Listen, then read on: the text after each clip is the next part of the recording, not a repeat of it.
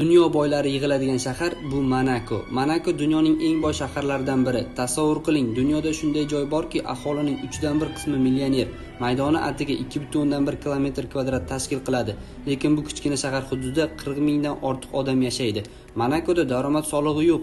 Shuning uchun ham dunyo boylari, rossiyalik, arab va yevropalik, hattoki amerikalik oligarxlar bu yerdan uy sotib olishadi. Ko'chmas mulklar juda ham qimmat. 1 metr kvadrat 50 ming dollardan qimmat. Monte-Carlodagi koridor eng qimmat joy. Nega bilasizmi? Monakodagi Grand Prix dunyodagi eng mashhur Formula 1 poygasi bo'lib o'tadi. Poyga shaharning oddiy ko'chalarida o'tkaziladi. Tezligi 300 km/soatgacha chiqadi. O'z xalqiga kazino o'ynash taqiqlangan, faqat turistlar uchun ruxsat berilgan. Hattoki shu kazinoda Monte-Carlo kazinosiga kirish uchun pasport tekshiriladi. Bilasizmi, Monakoda faqat 255 ta askar bor. Himoyasini asosan Fransiya amalga oshiradi. Pasport olish deyarli imkonsiz. Monako uchun oddiy odamga deyarli iloji yo'q. Faqat avloddan avlodga yoki monarxlarga beriladi. Faqat to'g'risini ayting.